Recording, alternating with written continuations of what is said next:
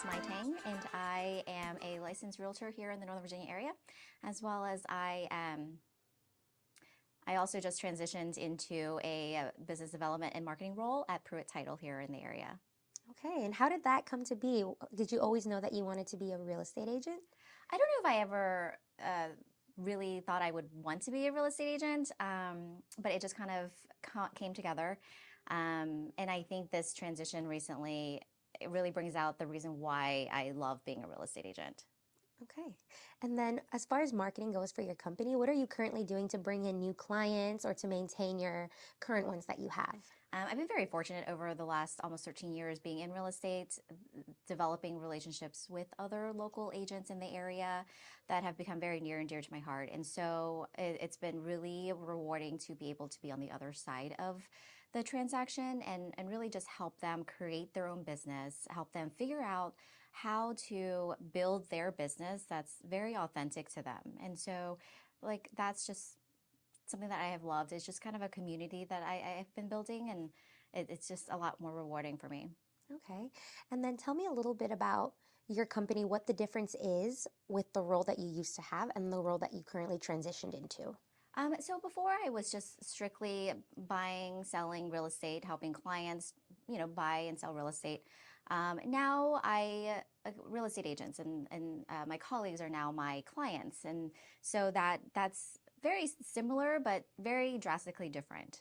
So the clientele is different. However, the job is the same, I guess, if you want to say. So everything that I have learned over the years being in real estate has really helped me help my clients who are realtors now develop their own plan and their own business. Mm-hmm. And what do you think makes you stand out in the industry? I think what really sets me apart in this role is that being in real estate for so long, I know how it feels. I know the gray areas, I know the struggles that come with it, and so I can really deep dive and help my clients figure out the best way to move forward. Okay, and can you talk to me about some of those struggles? What are some struggles that you've overcome that you feel have taught you a lesson that you're thankful for? I think a lot of people forget that being in real estate, it's very emotionally draining, and you get very involved in the transactions. Maybe not everyone is that way, but I certainly am. And I think a lot of people are that way. We tend to empathize empathize a lot with our clients, and we take on their emotions and their feelings. And of course, it's a high stakes business. Yes. A lot of feelings are involved, and I tend to take that on. A lot of my colleagues do. And so it's really just really learning how to maintain and be, I guess it's a learning curve to learn how to work through those emotions and still know that you are the professional and you are there to do your job, but still have that empathy for everyone else. Yeah.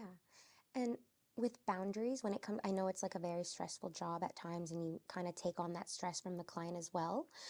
What are some boundaries that you've set for yourself in terms of knowing when to shut off, when to take like a mental health break? Yeah. You know? I think it's really difficult to set boundaries, but it's also very easy. I think setting the boundaries is very easy. Sticking to them is difficult. Especially when things are busy, it's hard to say no. But I think it's very important to know when it's time to shut down for your family, for yourself, and just be able to also maintain that energy for your client. To do outside of work to de-stress that helps you reset. I'm a big hiker. I love to hike. I love spending time with friends. I have a large network I have a social group that I started where that keeps me very busy. But really and also I love to travel alone. Whoa. I do. I Whoa, love it. girl. Have you done it? No, it scares me. I hear so many things, but I don't want to say anything. But I mean, that's amazing. Like, good for you. Like, having that courage, I started solo traveling maybe 2 years ago, almost 2 years ago. And I feel like it's really been very I hate to say life changing, but it really Mm-hmm. is. It's soul searching, and Wow. you really, because we are always giving, right? Mm-hmm. Like in this industry, or just at home with family, we're always giving, and it's hard, and you lose sight of yourself. And so I find that these moments where I am completely alone, in a completely different place, that it really like it grounds me again. Yeah. And I kind of recenter myself and find myself again. Holy moly. Where do you travel to? This just really like, I don't know, it shocks me because I don't know, I can't picture myself traveling on my own. Everywhere I go, it's like my husband, but I like that you do that because it's very independent and Yeah. you know that you don't really need to rely on anybody. And I kind of feel like I do, but I want to do it, but I'm scared. I've been to various cities alone. I've been to Sedona, which is probably my most favorite. I've been to South America, and I'm just looking to go probably more places in Europe now. Awesome. That's Hmm. great. And if you could give yourself one piece of advice, like 10 years ago, what would that piece of advice be? I think that not putting so much emphasis on having people like you. I've always in the past been like, this person has to like me. I want everyone to like me. I mean, it comes with natural with our business, where our job is basically to get people to like us and trust Yes. us and use us, and that is so it's so easy to lose yourself when that is all that you kind of know. And so I think over the last couple of years, I have really learned to let that go Hmm. and just be me. And I think that comes across much more authentic, and the right people are naturally drawn to you in that way, Hmm. and you don't get burnout. Yes, we know that feeling Yeah. here. Yeah. um, can you tell me why you think we put so much emphasis on what other people think, in your opinion? Like, why do we care so much? Why do you think that is? I want to say maybe it's the area that we live in. It's always eh, people always have a keeping up with the Joneses kind of mentality, which I fully understand. How Yes. it's hard not to. And then also with your career and your success, a lot of people attribute your happiness to your success, and your overall. I don't know, like I think there's just too much emphasis put on that, I agree. that people just don't know who they are anymore, Hmm. and they don't take time to learn themselves. And I think that's why there's just so much stress on being people pleasers, and everyone has to like me, and this Yes. and that. Do you think social media plays a big part in that? It does if you don't know how to regulate it for yourself. Yep. I mean, I fall into the trap of, the whole competition thing. And, because we live in such a competitive area, Hmm. in all aspects of life, right? Yes. And Yep. I mean, it's good to have that, but you have to understand that you have to be very healthy about it. Hmm. Um, so I do think social media does play a role. I'm on it all the time, but I know when Me too. to not be on it, Yeah. or I know who to. I guess I know how to clean up my The feed feed. well enough so that I don't feel down on Hmm. myself, or I Hmm. don't feel like I'm impersonating someone else. Yeah, always try to be your authentic self. Like you said, if you can live in your truth, I think you'll be much better off that way, you know? Right. You And don't. I think people can see right through your realness. Hmm. And if you're genuine and authentic, people are just naturally drawn to you. Yes, I agree with that completely. I know sometimes I do have moments where I have to look away from some stuff Yeah. or not be on my phone or uninstall it for a week at least because sometimes I'm Mm-hmm. like, wait, what's going on? What am I missing? Yeah. But you have to do that. It's so Yeah. important. I feel like again, like what you said, we do lose ourselves a lot and we get caught up in like, oh, so and so might not like this or so and so. I don't want to put myself out there because what if I Right. get judged? But Right. at the end of the day, you just gotta take time for yourself and just Yeah. shut it off and Right. be in the moment, Yeah. you know? Yeah. But I mean, social media is such a powerful tool Exactly, for yes. everyone. Hmm. So it's hard. It's hard not to use it. You just have to understand how to use it. How to use it exactly with moderation. And then, as far as business and entrepreneurs go, what kind of advice would you like to give anybody who's thinking of starting their own business or thinking about transitioning in their current role or any advice? Um, I think that the most important thing is to really learn, one, who you are, because when you really develop who you are, and know it well or know yourself well, that's how you can really identify who your ideal client will be. And not everyone has to be your ideal Mm-hmm. client. It's okay if they're not. But I think that is really the first thing that I would really advise someone to do is figure out what your values are, what your core beliefs are, and then that will naturally bring your ideal client. Okay. And then who were you as a kid growing up? I'm first generation here, and so I grew up in Richmond, Virginia.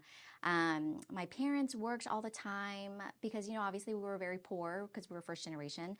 So they worked like second, third shifts, and my mom used to clean houses on the weekend. I would go with her, and Me I had too. really, Yes. yeah, and I think back sometimes now that I have kids, and I'm like I was so happy when my parents brought home like a bag of chips from the vending machine. Oh. Like I don't know if you can relate to that, but Like getting like a really special treat that yes, other people might be like, it's just that. it's But just it's like, that. no. No, and it's like getting a soda, and my parents, they would always, even they would eat like if they had like free lunch at work, they would bring like half of it home. Yep.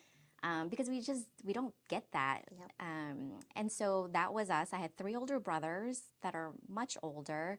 You're the only girl? I'm the only daughter. Oh. Yeah. And so that was like a big thing. So it was kind of like I was an only child, but I was very, very shy, which people just don't believe. But Yeah, I you seem was. so confident. Like girl boss, the suit, the hair.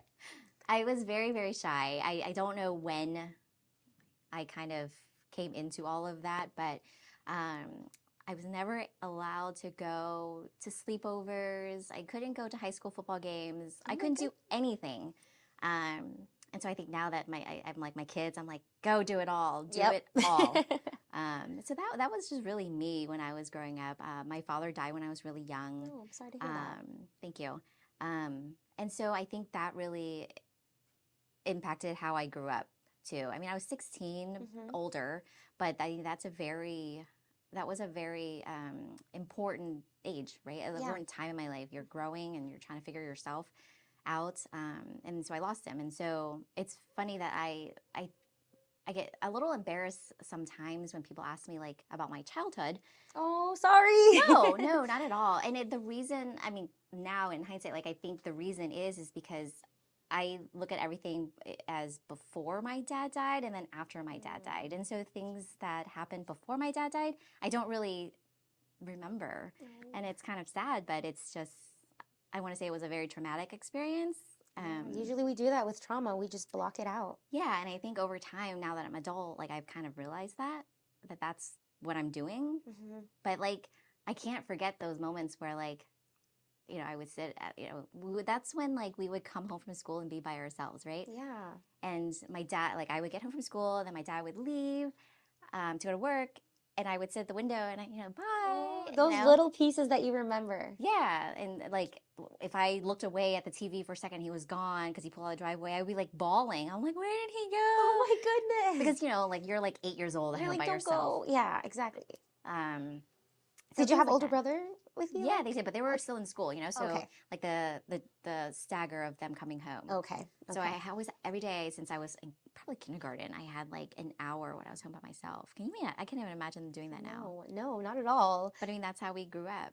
Wow. Like, you know how appearance is everything, but you look at someone, you're like, I bet you they had like a really good life and like everything was easy. Yeah. You see that, and then you hear people's stories and you're just like, never judge a book by its cover. You don't know everybody's struggle. You don't know everybody's story. Yeah.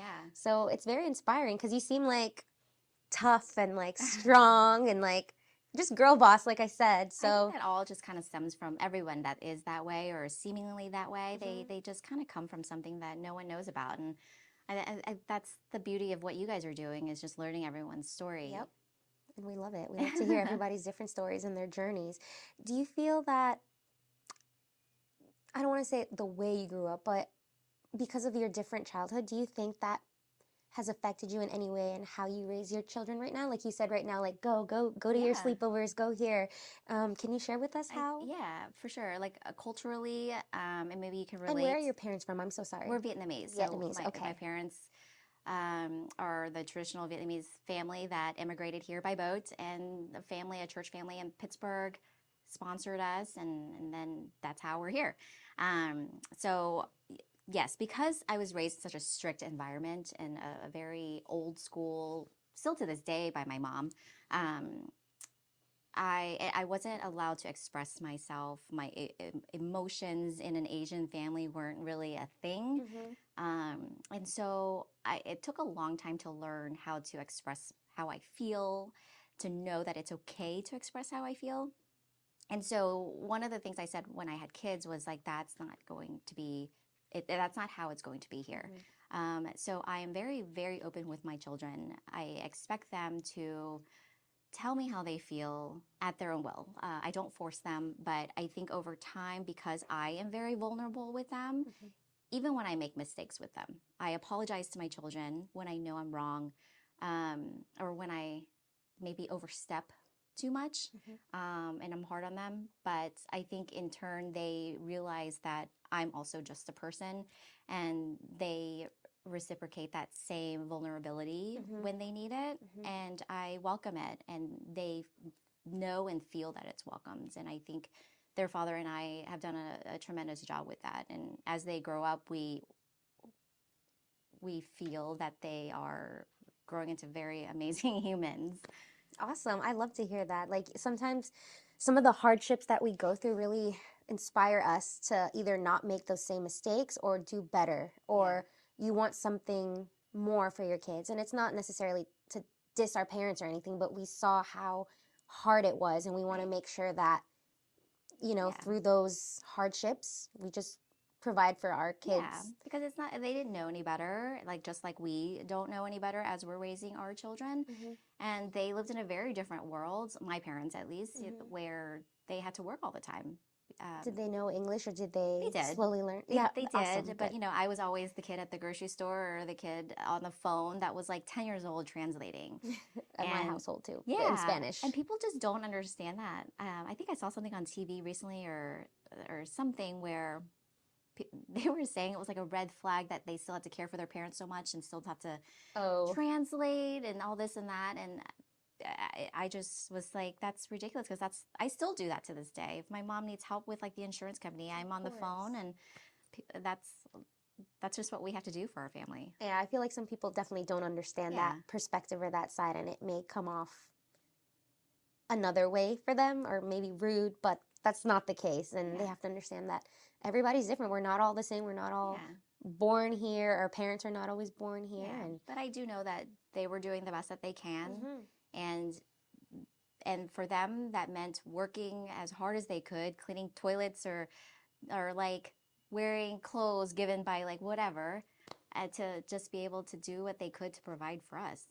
I think they did an amazing job. Yeah, I think so too. Yeah, because look at you over here at a podcast, girl bossing, cute kids. How old are your kids? What are their names? So my son is Noah. He is 20 years old. He's at West Virginia University. Okay. He's doing great. He's like thriving there. What's he studying? Computer science. Okay, that's a good He's one. a lot smarter than I am. Emotionally and, you know, in school. But anyway, you raised that, but yeah. I did. And then my daughters, Ella and Olivia, they are 12 and 10. Okay, you got two girls and a boy. I do. Awesome. They're my life. I did recently start this Facebook group that I'm very proud of, and that's how I met Loudon Market. Well, I have known Sarah for a while. Sarah Jane? She's lovely, isn't she? Yeah, The her cutest. jewelry and everything. Yeah, so she's my best friend's neighbor, and so, I mean, that's how I met her. Anyway, so my best friend and I started this group called Your Local Besties. I don't know if you're a part of it or if you've seen it No, I on don't have Facebook. Okay. And we started it in October, and I had the idea that because I am single, I needed more friendships. And I think at this age, it's hard to have friendships and make new friends. At any age, really. And so I was like, I'm going to start this group, and it's going to be this social hub for women. And it's just so that we can find friends, make friendships, whether they're deep friendships or low-key friendships. It's just, or if you just want to have dinner with somebody. And so we started that in October, and we have almost 2,000 members. Wow. And it's like thriving. And I love seeing, I mean, there's book clubs, brunches, happy hours. We had a Galentine's. And so that's been really... Maybe I need to get a Facebook. That sounds really fun. Yeah, I mean, that's something that I've just also been working on. And together with Nicole, and that's been very rewarding for me because it's this community that I never thought could be there, that is there, and like people love it, and the whole idea for me and the goal of it is so that everyone feels welcomed and inclusive, and everyone deserves and needs a friend. So that's a place to find it. What inspired you to do that? Just like after being single, you decided like, hey, you know what? I need to up it up here, go out, make friends, Yeah, live I my did. life. I met my best friend on Instagram, and so I was like, if it was that easy to find someone that was so wholesome and so lovely, and to be my best friend, there's others out there. So all of that, plus like I have learned that if I can't find something or if there's not something there for me already, I can create it.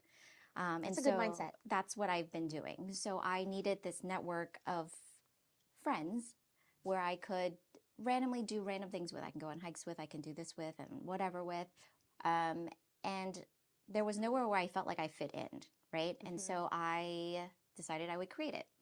And branch off of that, I'm single, so I was like, I want to be with more single people.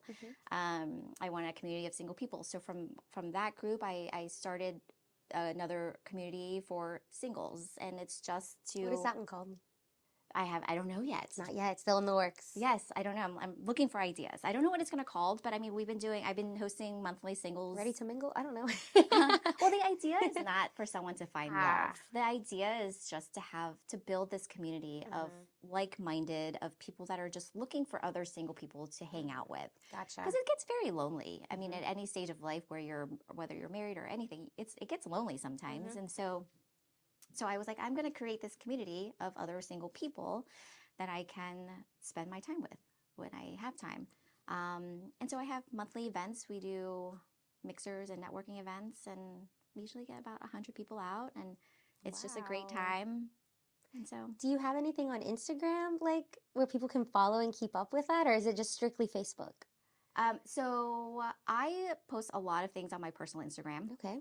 And then through the Facebook group, the Your Local Besties group, is where I'll post all that stuff. Okay. And then at some point, I'll make one for the single. Yeah, just in case anyone wants to see like the dates or what events are going on, you know? Yeah. That would be nice. If Yeah, we don't, but they for can those of us who don't have Facebook. Yeah, I mean, I'm always on social, so Instagram is like the spot. And if you could leave one message for the world through our podcast, what would you like to say? It could be in relation to life, work, anything, traveling. What's one piece of advice or anything? Oh gosh, I'm in this era now where I'm just kind of all about me. And for a long time, I felt very selfish doing that. And I probably did a lot of things that were way selfish to get there. But I think at the end of the day, it's really made me happy, and it's really made me come out of my shell of who I really am. And so I think that really is the advice that I would give my children, my daughters, anyone, is it's okay to be selfish. Yes. We respectfully, but it's okay to consider yourself first sometimes, and make sure that you are full and you are alive and happy, so that you can give. Because the more you give to yourself, I have found that you have so much that you can give to others. Absolutely. I agree with that. Sometimes, and I know it may sound selfish to be selfish, but you say it in a way where maybe sometimes you don't put yourself first, or you always are kind of doing things for other people and you don't take that time to show some respect and love for yourself. Yeah. And I think that is so important to not lose that and be selfish. It's not as selfish as that sounds. Right. It's just more about self-love and caring about Yeah. yourself and your needs that you probably are maybe neglected for a while. Yeah, So, definitely. Yeah. So I mean, just remember that your happiness and your energy comes first. Absolutely. Thank you so much for coming in. I really appreciate this, and I love this talk. Thank you so much. Yeah. I like so honored to be here. No, we're so grateful that you're here. Thank you.